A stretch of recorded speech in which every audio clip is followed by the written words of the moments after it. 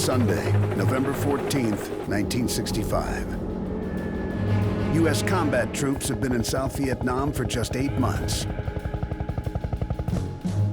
Army Lieutenant Colonel Hal Moore and his battalion have their orders. Seek out and kill communist forces here in the Central Highlands. I had very little information on the enemy, very little intelligence information. But I knew that the enemy had been retreating into the Ia Drang Valley. Colonel Moore's foray into the Ia Drang River Valley will ramp up U.S. involvement in Vietnam and set the stage for years of bloody conflict. It takes shape in the early 60s under President John F. Kennedy.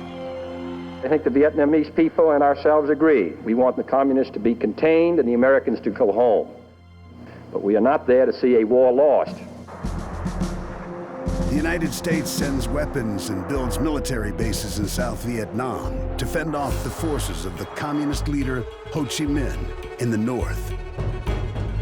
Ho's guerrilla fighters in the south, the Viet Cong, use violence and terror to undermine the government.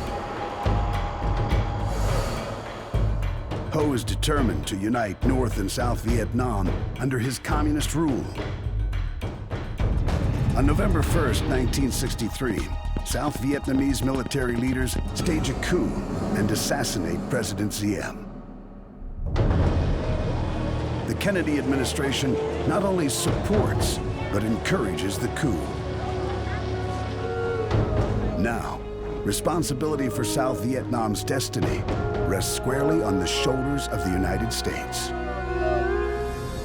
Tensions come to a head on August 2nd, 1964, when North Vietnamese patrol boats attacked this U.S. destroyer, the Maddox, in the Tonkin Gulf. Johnson seizes the opportunity and gets Congress to pass a resolution authorizing him to undertake military action. Within months, Viet Cong guerrillas begin attacking U.S. air bases.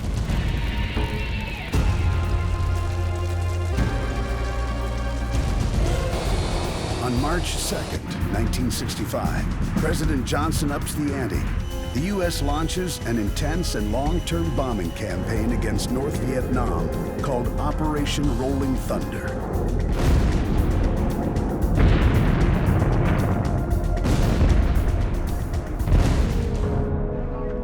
Army General William Westmoreland, the U.S. commander in Vietnam, receives the president's approval to call up 2 battalions of Marines from the States. On March 8, 1965, these Marines come ashore near Da Nang and fortify the perimeter of the airfield. Their orders to seek out the Viet Cong and kill them will define America's expanding mission. 8 months later, this strategy brings Lieutenant Colonel Hal Moore and his men to the Ia Drang Valley.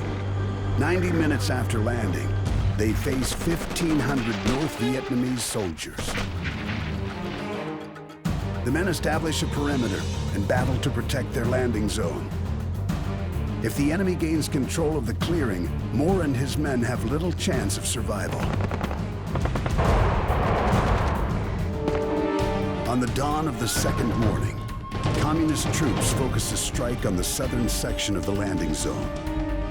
The attack decimates 2 U.S. platoons. 42 Americans perish in less than 3 hours. When the battle ends, the U.S. forces abandon the landing zone. Their goal was never to occupy the area, but to kill as many enemy forces as they could and leave. With an estimated 1,800 North Vietnamese soldiers dead, the U.S. Army declares the Battle of Victory.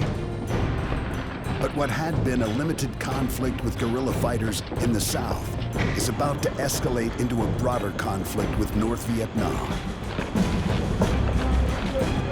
For these soldiers on the front lines, the stakes are much higher and their mission far more deadly.